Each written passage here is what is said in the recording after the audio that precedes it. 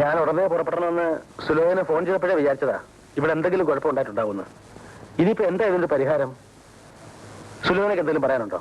എനിക്കൊന്നേ പറയാനുള്ളൂ, അമ്മയെ വേദനിപ്പിക്കരുത്. മകനെ വേദനിപ്പിക്കരുത്. വേദനയ്ക്ക് അമ്മയും മകനും എന്നുള്ള വ്യത്യാസമൊന്നുമില്ല. നിങ്ങൾ തമ്മിൽ എന്തിനാ അവരെ തർക്കിക്കുന്നത്? അളിയനോടൊരു കാര്യം ചോദിച്ചോട്ടെ, ഈ സ്നേഹത്തിന് ഉറച്ചു നിൽക്കാനാണോ ഉദ്ദേശം? മാറ്റമൊന്നുമില്ലല്ലോ. ഞാൻ മരിക്കണം. അതേതായാലും വേണ്ട. ഞാന് അമ്മയോടൊന്ന് സംസാരിക്കാം. പ്രയോജനമില്ലല്ലയാ. അമ്മ എന്ന സ്നേഹത്തിനെതിരായിരുന്നു. സംശയമുണ്ടോ നിങ്ങൾക്ക്? സ്വന്തം അമ്മയെ കുറിച്ച് ഇങ്ങനെയൊന്നും പറയരുത് ബാല. തെറ്റ് അമ്മ ചെയ്താലും അച്ഛൻ ചെയ്താലും തെറ്റ് തന്നെ. ചെറുപ്പത്തിൽ അച്ഛൻ മരിച്ചു. അങ്ങനെ അമ്മയ്ക്ക് നഷ്ടപ്പെട്ടൊരു ജീവിതം സ്വന്തം മക്കൾക്ക് പോലും കിട്ടുന്ന അമ്മയ്ക്ക് ഇഷ്ടമല്ല. അതുകൊണ്ടല്ലേ കല്യാണം കഴിഞ്ഞിട്ടും ചേച്ചി ഇവിടെയും അളിയൻ അവിടെ ആയിട്ട് കഴിയേണ്ടി വരുന്നത്. ഞാനിവിടെ കഴിയുന്നത് ഞാൻ ജോലി ചെയ്യുന്ന കോളേജ് ഇവിടെ ആയതുകൊണ്ടാണ്. അവിടെയുള്ള കോളേജിലേക്ക് സ്ഥലം മാറ്റം വാങ്ങണമെന്ന് അളിയൻ പറഞ്ഞല്ലോ. അമ്മ സമ്മതിക്കാഞ്ഞിട്ടല്ലേ? സത്യല്ലേ അളിയ? എന്റെ പൊന്നളിയ, ഞങ്ങൾ തമ്മിൽ കാണുന്നത് തന്നെ വല്ല വിഷുവിനും സംക്രാന്തിക്കും ഒക്കെയാ. ആ സമയത്ത് എന്നെ കൊണ്ടുള്ള സത്യമെല്ലാം പറയിപ്പിച്ച് ഞങ്ങളെ കഴിഞ്ഞ് പാറ്റായിട്ടിട്ട് അളിയ എന്തോ കിട്ടാനാ? നിങ്ങൾ സ്നേഹിച്ചു, അമ്മയ്ക്ക് അത് ഇഷ്ടമായില്ല. വിവാഹം കൊണ്ട് നിങ്ങളെ ശിക്ഷിക്കായിരുന്നു. അതുകൊണ്ടല്ലേ കല്യാണം കഴിഞ്ഞിട്ടും ചേച്ചി ഇവിടെ തന്നെ നിൽക്കണമെന്ന് അമ്മ വാശി പിടിച്ചത്. അളിയനും വീട്ടുകാരെ സമ്മതിച്ചുകൂടായിരുന്നു. പോട്ടളിയ, ആ സമയത്ത് സമ്മതിച്ചില്ലാതെ ഞങ്ങൾ വിവാഹം നടക്കുമായിരുന്നോ? അതൊക്കെ ശരിയായിരിക്കും. എന്നാലും വെറും സാധാരണ പെണ്ണുങ്ങളെ കുറിച്ച് പറയുന്നത് പോലെ നമ്മുടെ അമ്മയെ കുറിച്ച് പറയുന്നത് ശരിയല്ല. അമ്മ ജഡ്ജി ആയിരുന്നിട്ട് റിട്ടയർ ചെയ്ത ഒരു സ്ത്രീയാണ്. ജഡ്ജിയല്ല, തൂപ്പുകാരിയായാലും ചില കാര്യങ്ങളിൽ പെണ്ണ് പെണ്ണ് തന്നെ. ഏതായാലും ഞാൻ അമ്മയോട് സംസാരിച്ച് നോക്കട്ടെ. ഉണ്ണി,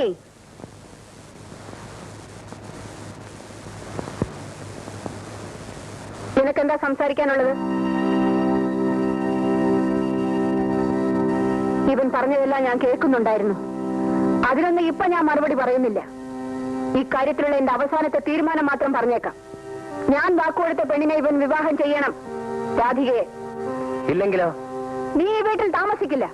എന്റെ സ്വത്തിൽ ഒറ്റ പൈസയ്ക്ക് പോലും നിനക്ക് അവകാശം ഉണ്ടായിരിക്കില്ല. അത്രേ ഉള്ള അമ്മേ, ഇത് ആപത്താണ്. ബാലു ആ പെൺകുട്ടിക്ക് ജോലിയുണ്ട്. അവർ രജിസ്റ്റർ വിവാഹം ചെയ്ത് മീനാക്ഷിയുടെ വീട്ടിൽ താമസമാക്കിയാൽ നമുക്ക് എല്ലാവർക്കും നടക്കരാ. അത്രയ്ക്ക് കടുപ്പം അവനില്ല ഉണ്ണി.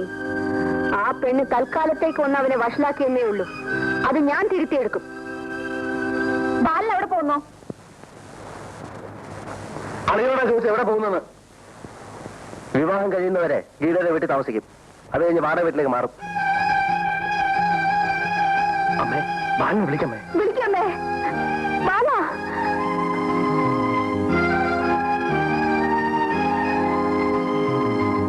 ബാല, ബാല.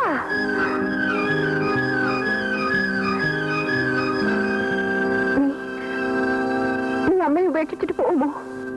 ക്ഷമിക്കണം അമ്മേ, എനിക്ക് ഗീതയെ ഉപേക്ഷിക്കാൻ സാധ്യമല്ല.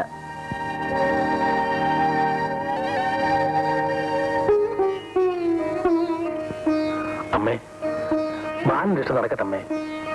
സമ്മതമാണെന്ന് പറയൂ. ഞാനാ പറയുന്നത്. പ്ലീസ്. ശരി.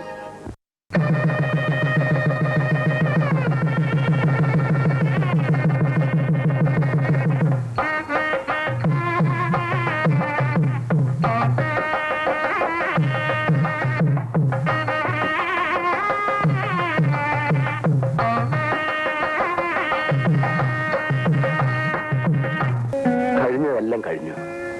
പറഞ്ഞതെല്ലാം ക്ഷമിക്കണം. അമ്മയില്ലാതെ വളർന്നതായവള്. എന്നിട്ടും ദുഃഖം എന്താണെന്ന് ഞാൻ അറിയിച്ചിട്ടില്ല. ഇവളെ ഞാൻ അങ്ങോട്ട് ഏൽപ്പിക്കുന്നു. മോളെ,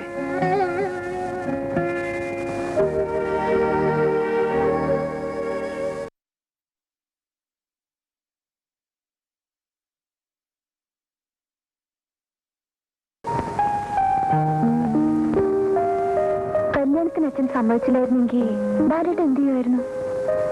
എന്നെ വിളിച്ചിറക്കി കൊണ്ടുവരുമായിരുന്നു. ഞാൻ വന്നില്ലെങ്കിലോ? വന്നില്ലെങ്കിലോ?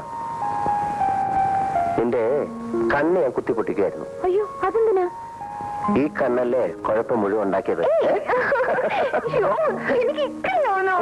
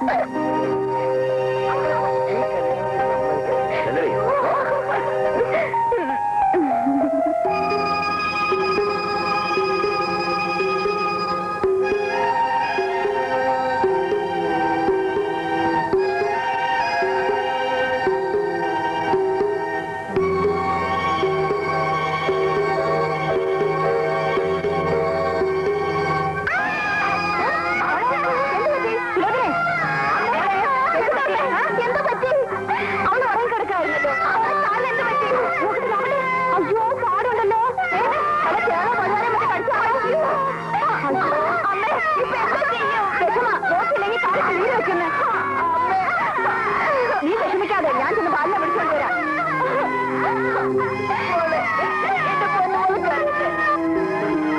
ബാല, ബാല, എന്താമ്മേ? നിന്റെ മോള് തേടിറക്കി. നീ ഒന്ന് വേഗം എഴുന്നേറ്റ് വാ.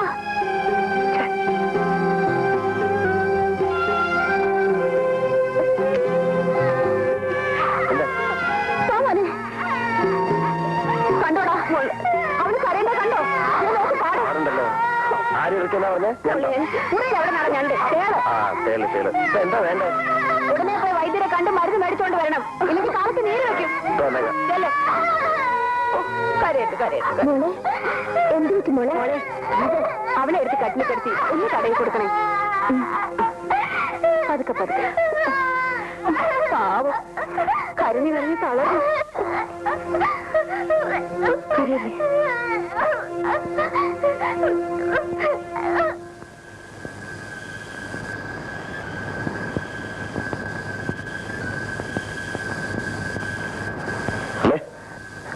മരുന്ന്.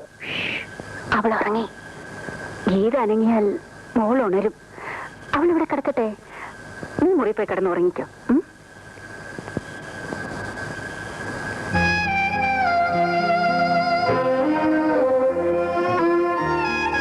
മോനെ, ആ കഥ അടച്ചേക്കണേ.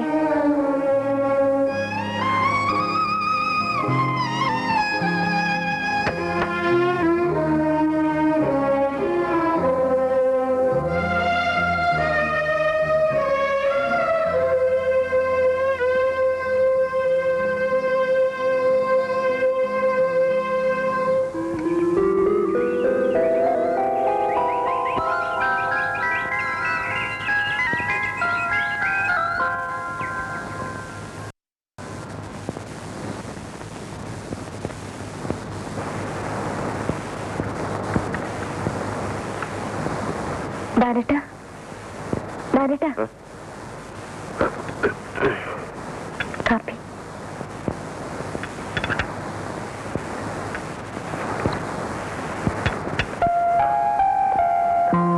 എന്ത് ചെയ്യാനാ? നല്ലൊരു ഫസ്റ്റ് നൈറ്റ് ആയിരുന്നു. അത് രസം പിടിച്ച് വന്നപ്പോഴേക്കും അതേ കയറി തേളിറക്കി. ഒന്ന് വേഗം എന്നിട്ട് റെഡിയാവോ? ഓഫീസിൽ പോണ്ടേ?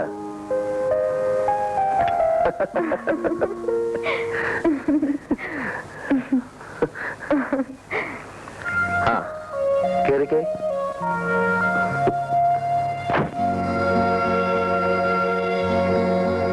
ഈ ബാഗ് പിടിച്ചേ.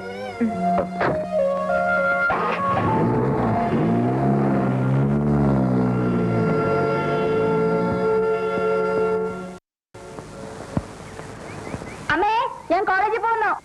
പോയിട്ട് വാ മോളെ.